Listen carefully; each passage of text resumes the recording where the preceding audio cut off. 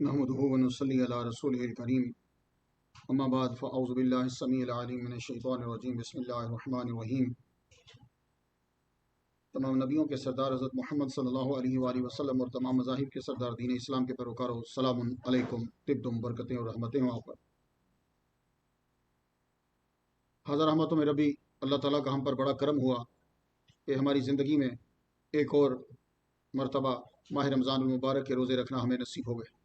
یہ ہم سب لوگوں کے لیے بڑی خوش نصیبی ہے۔ ہمارے ادارے کا طریقہ کار کیا ہے چاند دیکھنے کا، اب سب لوگ یاد کر لیجئے۔ میری بہنیں بھی سن رہی ہوں گی اور دوسرے ممالک کے اندر بھی ہمارے دوست سن رہے ہوں گے۔ یہ کوئی مشکل طریقہ نہیں ہے، کیونکہ آج کل ہر آدمی کے پاس پیسے ہیں تو مسئلہ ذرا بن گیا۔ آگے غریب ہوتے تھے مولوی بھی سارے تو ذرا ایک دوسرے کی مان لیتے تھے۔ تو یہ یاد رکھیے کہ ہمارا ادارہ جو ہے، ہماری ساری انتظامیہ، میرے سارے جو ہیں باس بیٹھے ہوئے ہیں یہاں، سب لوگ جتنے خادمی ہیں، ہم لوگوں کے ہم 3 چیزیں استعمال کرتے ہیں یہ چاند کا اعلان کرنے کے لیے۔ سب سے پہلے ہم قرآن مجید کو دیکھتے ہیں، فمن شاہدہ منکم الشہر فلیصمہ، لفظ شاہدہ ہے، یہ عام لفظ ہے، شہید لفظ سنا ہوگا آپ نے۔ اس کے بعد ہمارے لیے حضور صلی اللہ علیہ وآلہ وسلم کی حدیث مبارکہ ہے، ابن ماجہ میں، خلاصہ اس کا یہ ہے، بخاری میں بھی ہے، کہ چاند جو ہے وہ تم دیکھو تو ہلال کا لفظ استعمال کیا، روزہ رکھو اور جب تم چاند دیکھ لو تو اس کو روزے مکمل ہو گئے، اگر بادل ہو تو پھر تم 30 دن جو ہے وہ مکمل کرو۔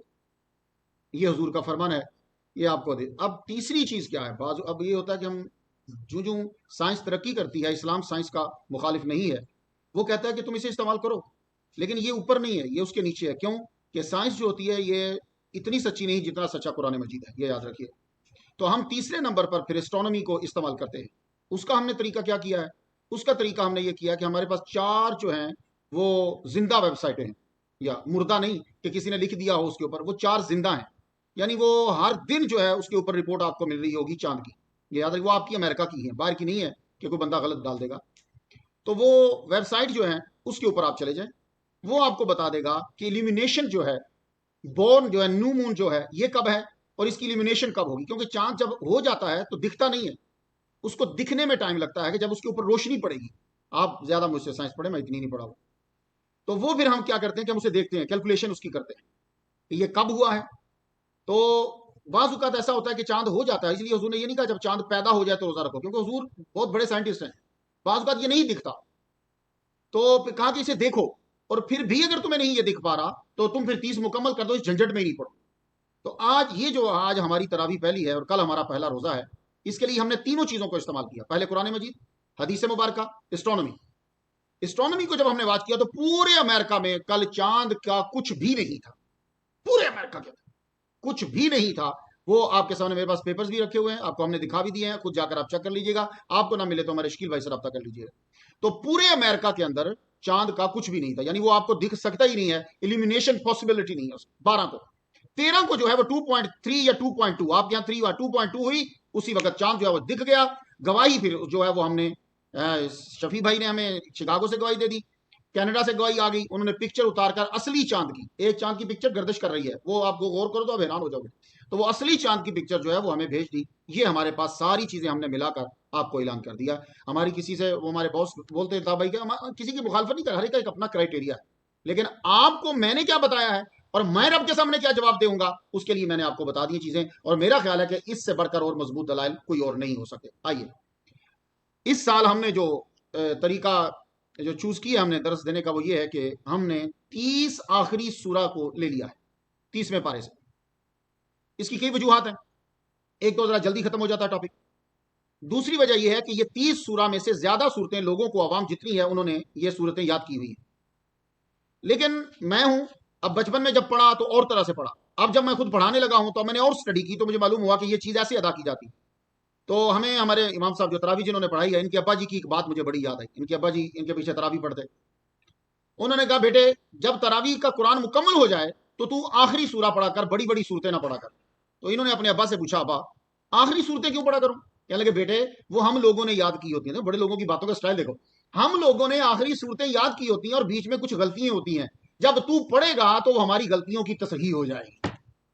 تو اس لیے ہم نے اس دفعہ جو انتخاب کیا ہے 30ویں پارے کی آخری 30 آیات کا، سورہ کا، اور آج جو ہے وہ سب سے پہلے ہم سورۃ البروج سے شروع کر رہے ہیں۔ سورۃ البروج محمد مصطفیٰ صلی اللہ علیہ وآلہ وسلم نے فرمایا ہے، یہ حدیث مبارکہ ہے، آپ نے فرمایا کہ عشاء کی نماز کے اندر جو ہے سورۃ البروج کی، یہ والسماء ذات البروج اس کی، اور والسماء والطارق، حضور صلی اللہ علیہ وسلم اس کی تلاوت فرمایا کرتے تھے. یہ مسند امام احمد کے اندر ہے.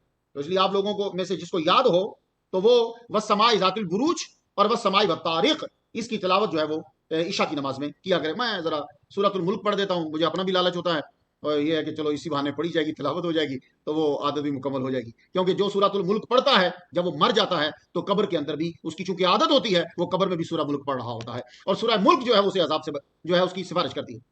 تو یہ سورہ جو ہے، اب سماعت کیجیے، آگے بڑھتے ہیں ہم. سورۃ البروج جو ہے والسماء ذات البروج، برجوں والے آسمان کی قسم ہے. یہ والسماء کا جو ماں ہے اسے لمبا کرنا، اس کے اوپر مد ہے. والسماء ذات البروج، برجوں والے آسمان کی قسم. والیوم الموعود، اور قسم جس کا اس دن کی جس کا وعدہ کیا ہوا ہے، موعود جس کا وعدہ کیا ہے. وشاہد ومشہود، اور شاہد کی قسم ہے اور مشہود کی قسم ہے. شاہد جو حاضر ہے اس کی قسم، اور مشہود جو حاضر کیا گیا اس کی قسم ہے. قتل اصحاب الاخدود، لعنت ان خندق والوں پر جنہوں نے مومنین کو جلا دیا. یہاں قتل کا بمانا لعنت کے لیے لعنت کیا جائے گا. قتل اصحاب الاخدود، وہ خندق والے جنہوں نے خندق کھود کر تمام مومنین کو جلتی ہوئی آگ کے اندر جو ہے وہ پھینک دی. النار ذات الوقود، بھڑکتی ہوئی آگ والے. اذ ہم علیہا قعود، جب وہ ان کے کنارے پہ بیٹھے ہوئے تھے، یوں تخت لگا کر عمرا تختوں پر بیٹھے ہوئے ہیں اور مسلمانوں کو پکڑ پکڑ کے مومنین کو آگ میں پھینکے جا رہے ہیں اور خود وہ نظارہ کر رہے ہیں. وَهُمْ عَلَى مَا يَفْعَلُونَ بِالْمُؤْمِنِينَ شُهُودٌ، اور جو وہ کر رہے تھے مومنین کے ساتھ اس کو وہ دیکھ رہے تھے. شہود مین اسے وہ دیکھ رہے ہیں. وَمَا نَقَمُوا مِنْهُمْ إِلَّا أَن يُؤْمِنُوا، کیا قصور تھا ان کا؟ وَمَا نَقَمُوا مِنْهُمْ، اس کا مفہوم کیا قصور تھا؟ یہی نا أَن يُؤْمِنُوا بِاللَّهِ الْعَزِيزِ الْحَمِيدِ، کہ وہ ایمان لائے تھے اس اللہ پر جو غالب ہے اور حمد کیا ہوا ہے. کون حمد کیا ہوا اور غالب؟ الذی لہ ملک السماوات والارض، جس کی آسمانوں اور زمینوں میں حکومت ہے. ملک کا معنی حکومت کریں گے. واللہ علی کل شیء شہید، ہر شے اس کی نظر کے اندر ہے، ہر شے پہ اس کی نظر ہے، اس کے علم میں ہے. ان الذین فتنوا المؤمنین والمؤمنات، بے شک جن لوگوں نے مومن مردوں اور مومن عورتوں کو آگ کی مصیبت میں ڈالا. فتنوں کا معنی آزمائش کی، امتحان میں ڈالا، مصیبت میں ڈالا. ثم لم یتوبوا، پھر توبہ نہیں کی. فلہم عذاب جہنم، ان کے لیے جہنم کا عذاب. ولہم عذاب الحریق، اور خصوصاً جلنے کا عذاب ان کے لیے. ان الذین آمنوا وعملوا الصالحات، بے شک وہ لوگ جو ایمان لائے نیک کام کرتے رہے ان کے لیے باغات ہیں. تجری من تحت الانہار، جس کے نیچے دریا جاری ہیں. ذالک الفوز الکبیر، یہ بہت بڑی کامیابی ہے. ان بطش ربک لشدید، تیرے رب کی پکڑ جو ہے وہ بڑی سخت ہے. انہ هو یبدئ ویعید، اسی نے ابتدا کی، پہلے تمہیں اس نے پیدا کیا. ویعید، دوبارہ پھر وہی پیدا کرے گا. وہو الغفور الودود، وہ بخشنے والا ہے اور دوست رکھنے والا ہے. ذو العرش المجید، وہ بزرگ عرش والا ہے. فعال لما یرید، جس کام کا ارادہ کرے اس کو کرنے والا ہے جو چاہے. هل اتاک حدیث الجنود، کیا آپ کے پاس لشکروں کی خبر پہنچی؟ وہ جو لشکر فرعون تھا، وہ لشکر جو سمود کا لشکر تھا. بل الذین کفروا فی تکذیب، بلکہ کفار تکذیب کے در پہ ہیں. واللہ من ورائہم محیط، اور اللہ ان کا ہر طرف سے احاطہ کرنے والا ہے. بل ہوا قرآن مجید، یہ قرآن مجید، یہ بزرگ اعلیٰ شان والا قرآن مجید. فی لوح محفوظ، یہ ایک محفوظ لوح کے اندر ہے. ترجمہ میں نے آپ کی نظر کر دیا. اب سنیے، اللہ تعالیٰ نے قسم فرمائی. جب اللہ کے لیے ہوگا تو قسم کھائی نہیں ہوگا، کھانا پینا نہیں ادھر چلتا. اس نے قسم فرمائی آسمان کی. کس آسمان کی؟ کہ جس کے اندر برج ہے. اب یہ آسمان کتنے ہیں؟ ہم عام طور پر بولتے ہیں 7 ہیں، لیکن فلاسفر کہتے ہیں کہ 9 آسمان ہیں، ان کی اپنی تقسیم ہے. تو کسی عمارت کو مضبوط بنانے کے لیے ایک طرف جو گنبد بنایا جاتا ہے نا، اس کو برج کہتے ہیں. اب برج کا معنی محل، برج کا معنی بعض نے ستارے بھی کیا ہے، بعض نے کہا کہ یہ سورج اور چاند کی گزرگاہ ہے، اس کو برج کہتے ہیں. ویسے ایک لمبی گفتگو ہے لیکن ہم سے یہ تعلق نہیں رکھتی. برج 12 برج جو ہے وہ بڑے مشہور ہیں. بعض نے کہا سورج کی منازل، جہاں جہاں جب سورج سفر کرتا ہے اسے برج کہتے ہیں. بعض نے کہا جہاں سے چاند جو ہے وہ سفر کرتا ہے پورا اپنا سرکل، اسے برج کہتے ہیں. جو بھی ہو، بہرحال برج کا معنی ظہور بھی ہوتا ہے. والسماء ذات البروج والیوم الموعود. اب یوم موعود کیا ہے؟ جس کا وعدہ کیا گیا ہے. یہ میرا خیال ہے اس کی تشریح کرنے کی ضرورت نہیں ہے. وہ قیامت کا دن ہے جس کا وعدہ کیا گیا ہے اور اس دن نے آنا ہے. وشاہد و مشہود، اور قسم ہے شاہد کی، شاہد کا معنی حاضر، اور قسم ہے مشہود کی. اب شاہد کون ہے اور مشہود کون ہے تو سن لیجئے اور اپنا مرتبہ جان لیجئے. شاہد کا معنی ہے شاہد حاضر ہونے والا، اور مشہود جو حاضر کیا گیا ہے. تو کہتے ہیں کہ شاہد سے مراد جمعہ کا دن ہے اور مشہود سے مراد وہ مومنین ہیں کہ جو نماز جمعہ ادا کرنے کے لیے آتے ہیں. اب بتاؤ جب تمہاری رب قسم اٹھاتا ہے جمعہ پڑھنے کے لیے آتے ہو تو جلدی پھر کیوں نہیں آتے؟ تو جتنی جلدی آؤ گے اتنا مرتبہ بڑھتا جائے گا. بعض نے کہا شاہد سے مراد جمعہ کا دن، مشہود سے مراد عرفہ کا دن ہے. اللہ اکبر جل شانہ. حضرت ابو ہریرہ رضی اللہ تعالیٰ عنہ بیان کرتے ہیں رسول اللہ صلی اللہ علیہ وآلہ وسلم نے فرمایا جس دن کا وعدہ کیا ہوا ہے وہ قیامت کا دن ہے، اور یوم مشہود یوم عرفہ ہے، اور شاہد یوم جمعہ ہے. یہ ترمذی شریف کے اندر یہ حدیث مبارکہ ہے. لیکن مجھے اگر قرآن مجید کی آیات سے تفسیر کی جائے نا تو مجھے ایک آیت میرے ذہن میں آ رہی ہے. بسم اللہ الرحمن الرحیم. یا ایھا النبی انا ارسلناک شاہدا ومبشرا ونذیرا وداعیا الی اللہ باذنہ وسراجا منیرا. اے محمد مصطفیٰ ہم نے تجھے شاہد بنا کر بھیجا ہے. تو شاہد محمد مصطفیٰ ہیں اور جن پر ان کا ظہور ہوا ہے وہ ہم گنہگار ہیں. مشہود ہم ہیں، یہ بھی ہو سکتا ہے. اور شاہد سے مراد محمد مصطفیٰ صلی اللہ علیہ وسلم کی ذات، اور مشہود سے مراد جو تمہارا پڑا ہوا درود ان کی بارگاہ میں حاضر کیا گیا. تو شاہد کی قسم ہے اور مشہود کی قسم ہے. بھائی جدھر بھی جاؤ آگے تم ہی آ جاتے ہو نبی کے صدقے. تو شاہد جمعہ کا دن اس میں آیا. اصحاب، اب آ گیا اخدود. یہ جو لفظ آیا تھا اصحاب الاخدود، یہ کون ہے؟ محمد مصطفیٰ صلی اللہ علیہ وآلہ وسلم نے ایک لمبی حدیث واقعہ جو ہے وہ سنایا، اور یہ سننے والا اور بڑے دھیان سے سنیے گا تاکہ تمہارا ایمان جو ہے وہ مضبوط ہو جائے. اخدود کسے کہتے ہیں پہلے یہ معنی جان لیجئے. اخدود یہ جو لمبا چوڑا گڑھا کھودا جاتا ہے اسے کہا جاتا ہے. عام طور پر اسے ہم خندق بھی کہہ دیتے ہیں. اس کی جمع اخادید آتی ہے اخدود کی. یہ کیا تھے؟ اصل میں محمد مصطفیٰ صلی اللہ علیہ وآلہ وسلم کے ظاہری دور سے کوئی 900 سال، بعض نے کہا کہ عیسیٰ علیہ السلام چلے گئے اور حضور صلی اللہ علیہ وآلہ وسلم کا ابھی ظہور نہیں ہوا، تو بیچ کے درمیان میں یہ واقعہ رونما ہوا. بیچ میں نجران یمن کے شمال میں ایک شہر ہے جو نجران بن زید کی طرف منسوب تھا. اس شہر میں حضرت عیسیٰ علیہ السلام اور حضرت محمد مصطفیٰ صلی اللہ علیہ وسلم کے درمیان جو زمانہ فترت جسے کہتے ہیں اس کے یہ واقعہ پیش آیا. اب وہ سن لیجیے گا واقعہ کیا ہے. بادشاہ ہوتا تھا تو پرانے دور میں جو بادشاہ ہے نا وہ اپنے پاس جادوگر ضرور رکھتے تھے. وہ یہ سمجھتے تھے کہ یہ جادوگروں کی وجہ سے ہماری حکومت چلے گی، ہم دوسروں پہ قبضہ کریں گے. آج کل بھی جدید دور میں بھی وہ امریکہ کی آرمی ہو یا پاکستان کی آرمی ہو، وہ آج کل بھی جادوگر رکھتے ہیں. آپ بڑے حیران ہو گے سن کے. یہ ہمیں ہمارے عرفان بھائی نے ہمیں ایک کتاب لا کے دی تھی، اور ویسے بھی میں جانتا ہوں یہ ساری چیزیں یہ استعمال کرتے رہتے ہیں. یعنی آج کے دور میں بھی، اور جادوگر کی شکل بدل گئی لیکن اس کا استعمال کر رہے ہیں. یہ ہمارے پاکستان کا ایک بڑا صدر گزرا ہے، وہ اس وقت تک باہر نکلتا ہی نہیں تھا جب تک کہ وہ نجومی سے پوچھ نہیں لیتا تھا کہ مجھے جانا ہے. اگر وہ منع کر دیتا تھا تو وہ گھر سے باہر ہی نہیں نکلتا. یہ میں آج کے دور کی بات آپ کو بتا رہا ہوں. تو جادوگر آج بھی، لیکن مسلمان کو جادوگروں سے نجات دے دی ہے. جادو کفر، جادوگر کافر، جادوگر کی موت بڑی بھینکر. اس کی کسی دن جادوگر جب مرے تو اس کی قبر دیکھنا کہ تمہیں آگ اس کے سامنے، تمہاری نظروں کے سامنے نظر آ جائے گی کہ یہ بندہ ابھی آگ میں جل رہا. یاد رکھیے. اس لیے آپ لوگوں کے پاس آمن الرسول ہے، آپ کے پاس آیت الکرسی ہے، آپ کے پاس قل اعوذ برب الفلق ہے، آپ کے پاس قل اعوذ برب الناس ہے. دنیا کو چیلنج کر دو. لو اب سنو، اب سننا. اب آ جاؤ سورہ بروج کے اندر. محمد مصطفیٰ صلی اللہ علیہ وسلم بیان کر بھائی سرکار کی شان تو کیا ہوگی. سرکار سبحان اللہ آپ کی زبان اور واقعہ سچا فرمانے لگے. جادوگر بوڑھا ہو گیا. یہ مسلم شریف میں ہے. جادوگر بوڑھا ہو گیا. تو جب بوڑھا ہوا تو بادشاہ کو کہتا ہے کوئی لڑکا مجھے دے، میں جادو اپنا اس کو سکھا دوں. بادشاہ نے دیکھا تو اس کو چھوٹا لڑکا ملا ہے. بچہ جو ہوتا ہے نا وہ جلدی سیکھ جاتا ہے. اس لیے آپ نے دیکھا ہوگا یہ جو گویے ہیں وہ چھوٹے بچے کو اس کے اوپر لگا دیتے ہیں. اور یہ جمناسٹک جو سیکھتے ہیں وہ بالکل چھوٹا بچہ، میں جو سکھا رہا تھا میں دیکھ رہا تھا کہ یہ بچہ گر جائے گا ابھی. اتنے چھوٹے بچے کو اس نے اس کے اوپر لگا دیا. تو چھوٹا بچہ بڑی جلدی پک کرتا ہے. وہ چھوٹا بچہ ڈھونڈو، وہ تو نابالغ بچہ ڈھونڈا گیا. بچے کو کہا کہ تو نے روز آنا ہے جادو سیکھنا ہے. لڑکا 1 دن آیا، 2 دن آیا، 3 دن آیا. وہ گھر سے جب چلتا تھا نا تو رستے میں جنگل پڑتا تھا. جنگل میں راہب رہتا تھا. راہب کسے کہتے ہیں؟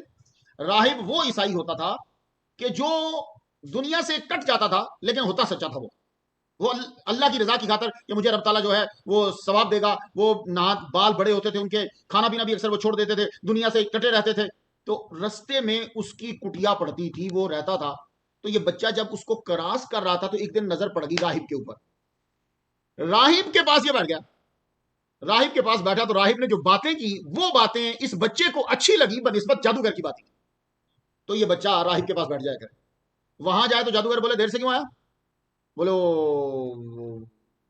ادھر دیر ہو گئی تھی، اور راہب کا نام نہ لے تو ادھر کر دے، وہ بچہ وہ جادوگر سے سمجھے کہ یہ ادھر سے گھر آتا ہے، یہ اس کو گھر سے دیر ہو جاتی ہے، مار پڑے اسے، دوسرے دن پھر جائے تو راہب کے پاس بیٹھے، راہب پھر باتیں بتائے اسے، یہ جادوگر کے پاس جائے وہاں سے پھینٹی پڑے، لیکن پھینٹی اس کی کھا لے، راہب کے پاس جانا نہ چھوڑے، تو راہب کے پاس ایک دن جا رہا تھا تو رستے میں ایک جانور نے رستے کو روک لیا، رستے کو روکا تو یہ لڑکا کیا کہتا ہے، کہتا ہے آج آزماتا ہوں یہ جادوگر جو مجھے روز مارتا ہے یہ سچا ہے، یہ جو راہب مجھے سمجھاتا ہے وہ سچا ہے، کھڑا ہو کے کہنے لگا اے کائنات کے مالک، راہب کا رستہ سچا ہے تو مجھے سمجھا، میں اس جانور کو مارنے لگا ہوں، یہ مر جائے اور رستہ صاف ہو جائے تو میں جان جاؤں گا کہ راہب کا بتایا وہ رستہ صحیح ہے۔ اس نے یوں پتھر اٹھا کے، بچے نے، یار کیا ذہانت ہے اس بچے کے اندر، میں نے 2 مرتبہ پڑھا، دونوں مرتبہ ظاہر ہوا کہ بچہ نابالغ ہے، یوں اٹھایا پتھر، اللہ کا نام لے کے جو راہب اسے سکھاتا تھا اس نے جانور کو مارا، جانور مر گیا، جانور مرا، رستہ کلیئر ہو گیا، رستہ جب کلیئر ہوا اب یہ پھر جادوگر کے پاس پہنچا، مار کھا کے واپس آیا، راہب کے پاس بیٹھ کر جب اس نے کل کی بات بتائی تو راہب نے کہا بیٹے تیرا درجہ مجھ سے بڑھ گیا ہے۔ اب دھیان سے جملہ سنا، یہ میں مفہوم سنا رہا ہوں جو میرے نبی کی حدیث مسلم شریف میں ہے، اس بچے کا درجہ بڑھ گیا، تو اس میں یہ نہیں ہے کہ داڑیاں بڑی ہو جائیں تو رتبے بڑھیں گے، دین میں یہ دیکھا جاتا ہے نیت کس کی خالص ہے اور یقین کس کا مضبوط ہے، یہ نابالغ بچہ اس راہب سے بڑھ گیا۔ اب راہب کہہ رہا بیٹے تو مجھ سے بڑھ گیا ہے، جب اس نے واقعہ سنا نا کہ میں نے پتھر مارا تو جانور مر گیا، تو مجھ سے بڑھ گیا، لیکن سن تو جب بھی کبھی پھنسے میرا نام مت لینا، اب تجھ پہ مصیبت آئے گی، اور جب تو پھنس جائے تو میرا نام نہ لینا۔ یہ جا رہا تھا، اللہ تعالیٰ نے اس بچے کو اتنی طاقت عطا فرما دی، اس لیے بیٹوں کو سمجھایا کرو بیٹے تو جتنی عبادت کرے گا رب تجھے اتنی ترقی دے گا، اتنی عزت دے گا، صفائی اور پاکیزگی دے گا۔ اب اس بچے میں اتنا کمال آ گیا، کوڑی کو ہاتھ لگائے وہ ٹھیک ہو جائے، اندھے کو ہاتھ لگائے اندھا ٹھیک ہو جائے، شہرت ہو گئی۔ اب شہرت جب پھیلی، بادشاہ کا جو مصاحب تھا وہ نبینا تھا، اسے معلوم ہوا کہ اس لڑکے کے اندر اتنا کمال ہے کہ یہ ہاتھ لگاتا ہے تو برس والا ٹھیک ہو جاتا ہے، وہ یہ سمجھ رہے تھے کہ جادو میں کمال حاصل کر لیا ہے، وہ بڑے تحائف لے کر اس کے پاس آیا۔ اب مسلم شریف میں سرکار فرما رہے ہیں تحائف لے کر آیا تو میری آنکھیں ٹھیک کر دو تو میں یہ سب تجھے دے دوں گا، تو لڑکے کے جملے سنو، کمال کا لڑکا ہے، ابھی بالغ بھی نہیں ہوا، کہنے لگا میں شفا نہیں دیتا، شفا میرا اللہ دیتا ہے، میں دعا کرتا ہوں کہ ہو سکتا ہے کہ تو ٹھیک ہو جائے۔ دعا کی، اللہ تعالیٰ نے بادشاہ کے مصاحب کو آنکھیں دے دی، جب آنکھیں دے دی تو دوسرے دن بادشاہ کے پاس بیٹھا تو دیکھ رہا تھا، بادشاہ نے کہا تجھے یہ تو کیسے دیکھ رہا ہے؟ کہا اس لڑکے کی وجہ سے مجھے جو ہے وہ شفا مل گئی۔ لڑکے کو بلایا گیا، اچھا جادو میں اتنا کمال حاصل کر لیا کہ تو نبیناؤں کو ٹھیک کرنے لگ گیا، برس والوں کو ٹھیک کرنے لگ گیا؟ لڑکے کے منہ سے نکل گیا نہیں، جادو میں کمال نہیں ہے، یہ میرا اللہ ہے جو شفا دیتا ہے، یہ اللہ نے مجھے یہ عطا کیا ہے، میں اس کے آگے عرض کرتا ہوں۔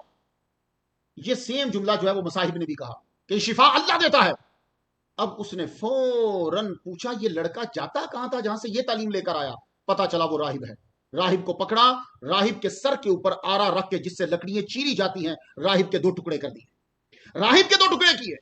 اس کے بعد مصاحب کو پکڑا، تو بتا تو بھی وہی ایمان دین رکھتا ہے جو یہ راہب رکھتا ہے؟ ہاں میں بھی یہی دین رکھتا ہوں۔ مصاحب کو بھی چیر ڈالا گیا، مصاحب کے ٹکڑے ہو گئے، صرف اس بات پر کہ وہ یہ کہتے تھے کہ اللہ ہمارا رب ہے۔ مسلمانوں تمہارے لیے تو بڑا آسان ہے، بار بار دونوں کے ٹکڑے ہو گئے، یہ حضور سنا رہے ہیں۔ اب لڑکے کی باری آ گئی، لڑکا تھا چھوٹا، کہا اگر پبلک کے سامنے اسے مارا تو لوگ سارے جو ہیں وہ کیا کہیں گے؟ جاؤ اس کو پہاڑی کی چوٹی پہ لے جاؤ اور وہاں جا کے دھکا دے دو اگر یہ اپنے دین کو نہیں چھوڑتا۔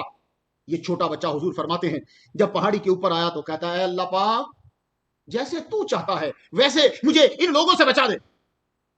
ایک دم ایسا زلزلہ آیا کہ وہ سب کے سب تو گر گئے، یہ لڑکا جو ہے وہ بچ گیا۔ واپس پھر بادشاہ کے پاس، بادشاہ کہا تو کیسے بچا؟ ان کا کیا بنا؟ کہا سب گر گئے، تباہ ہو گئے، میں بچ گیا۔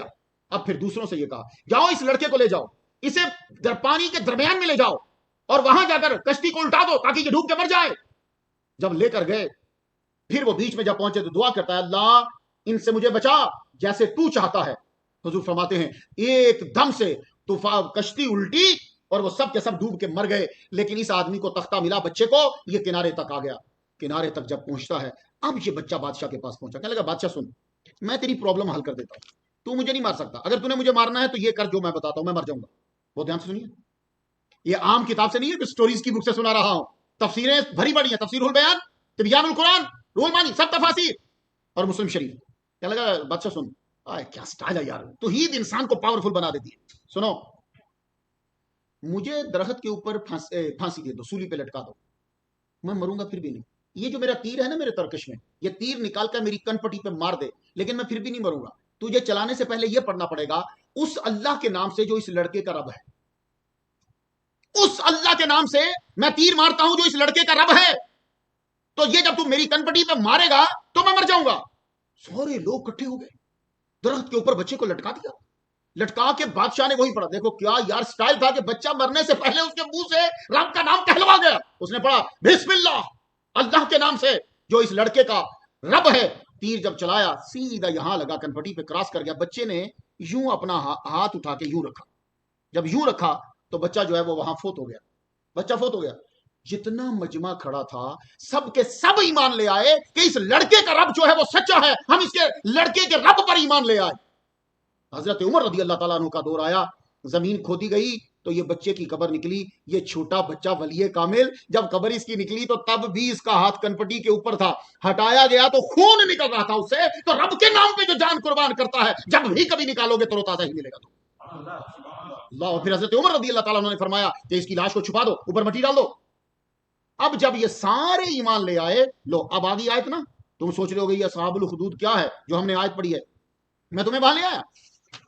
اب قتل اصحاب الخدود، یہ جو اللہ ان پہ لعنت بھیج رہا ہے، انہوں نے کہا کہ خندق کھود دو، اخدود خندق، بڑے بڑے گڑھے کھود دو، بیچ میں آگ بھر دو اور ایک ایک کر کے ان کو اندر ڈالتے جاؤ آگ میں۔ جو کہتے ہیں اللہ، کیا قصور ہے بھائی، ان یؤمنوا باللہ، جو اللہ پر ایمان لاتے ہیں انہیں ڈالتے جاؤ، پکڑ پکڑ کے ڈالتے جا رہے ہیں، ڈالتے۔ اب اللہ کیا کرتا، سنو، تم کہو گے یار اللہ ان کو بچا کیوں نہیں رہا؟ اللہ کرتا جو ہی وہ دھکا دینے لگتی اللہ پہلے ہی روح کھینچ لیتا۔ اللہ جب ان کی روح نکال لیتا، اب ان کا صرف جسم جلتا، ان کو تکلیف نہیں ہوتی، جسم صرف آگ کے اندر ہوتا۔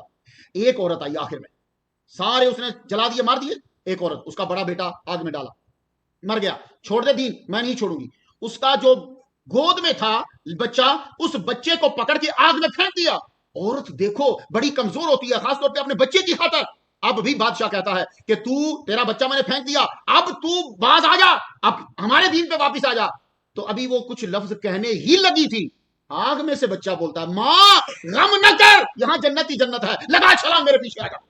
اس عورت نے بھی چھلانگ لگا دی اسی کے اندر ہی۔ تو یہ ہے اصحاب الخدود۔ اب ذرا آیت سنا، تمہیں سب کو سمجھ آئے گی۔ النار ذات الوقود، بھڑکتی ہوئی آگ، اذ ہم علیہا قود، کنارے پہ بیٹھے ہوئے مزے لے رہے تھے مسلمانوں کے جلنے کا۔ وہم علی ما یفعلون بالمؤمنین، مومنین کے ساتھ جو وہ کر رہے تھے۔ اب ایک یہاں جملہ ہے باللہ العزیز الحمید، غالب رب اور تعریف کیا ہوا۔ تو جب اللہ غالب ہے تو ان کو بچایا کیوں نہیں؟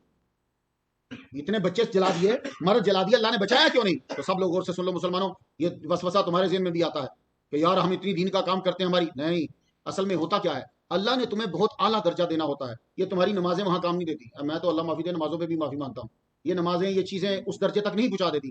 وہ پھر کیا کرتا ہے، وہ تمہیں تکلیف دیتا ہے، اس تکلیف کے بدلے میں پھر وہ تمہیں درجہ عطا فرما دیتا ہے۔ تو یہ غالب ہے لیکن ایک دم سے سزا نہیں دیتا۔ لو بات بہت ٹائم لے لیا، آخر پہ جاتے ہیں۔ کیا کہا کہ فی لوح محفوظ، یہ لوح محفوظ کیا ہوتی ہے؟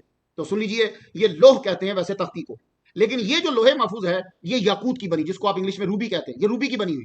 اس کا ایک کنارہ جو ہے وہ تخت وہ عرش کے ساتھ جڑا ہوا ہے، اس کا نیچے کا جو کنارہ ہے وہ ایک فرشتے کی گودی کے اندر ہے، اور اس کے اوپر اللہ تعالیٰ نے شروع سے لے کے اینڈ تک ہر شے جو ہے وہ اس کے اوپر تحریر فرما دی ہے، سب کچھ اس کے اوپر جو ہے وہ لکھا ہوا ہے۔ باقی جو اللہ تعالیٰ اس پر نظر کرم فرماتا ہے، جسے مٹانا چاہے، جو لکھنا چاہے اس پہ لکھتا جاتا ہے، اور یہ سارے کا سارا قرآن مجید اسی کے اوپر جو ہے وہ تحریر ہے۔ تو آج کی گفتگو جو ہے کافی ٹائم ہو گیا، یہی ختم کرتے ہیں۔ اللہ سے دعا کرتے ہیں کہ اللہ تعالیٰ ہمارا خاتمہ ایمان پہ فرمائے۔ وآخر دعوانا الحمدللہ رب العالمین۔ دعا کے لیے سب ہاتھ بلند کیجیے۔ اللہم صلی علی سیدنا محمد وآبوئے محمد وآل محمد وصحبہ محمد وبارک وسلم۔ یا رب لک الحمد کما ینبغی لجلال وجہک وعظیم سلطانک یا ارحم الراحمین۔ ہماری آج کی حاضری اپنی بارگاہ میں قبول فرما۔ پروردگار عالم، یہ سب لوگ اتنی دیر تک بیٹھے رہے ہیں سورۃ البروج کو سننے کے لیے، اور جو ہم لوگ ہمارے ساتھی دوسرے ممالک کے اندر یا یہاں جو میری بہنیں جو سماعت فرما رہی ہیں، یا اللہ تعالیٰ سب کا سننا اپنی بارگاہ میں قبول فرما لے مالک۔ یا اللہ تعالیٰ ماہ رمضان کے روزے سب لوگوں کو صحت تندرستی کے ساتھ رکھنے کی توفیق عطا فرما مالک. یا اللہ تعالیٰ سب کی صحت میں اور رزق میں برکت پیدا فرما, جان مال اولاد میں برکت پیدا فرما دے. وانشر علینا من خزائن رحمتک, وانشر علینا من خزائن رحمتک, وانشر علینا من خزائن رحمتک. یا اللہ تعالیٰ جو حضرت صاحب نے ہمیں تراویح پڑھائی ہے یا اللہ سب کی تراویح اپنی بارگاہ میں قبول فرما لے مالک. یا اللہ تعالیٰ جو لوگ کل روزہ رکھیں گے یا اللہ تعالیٰ جن کا روزہ قبول کرے گا ان کے صدقے سے وہ بھی روزہ قبول فرما لینا مالک. یا اللہ تعالیٰ ہدایت عطا فرما اور ہدایت پہ استقامت عطا فرما مالک. وصلی اللہ تعالی علی خیر خلقہ ونور عرشہ سیدنا مولانا محمد و آلہ و صحبہ اجمعین. اللہ آپ کو جزا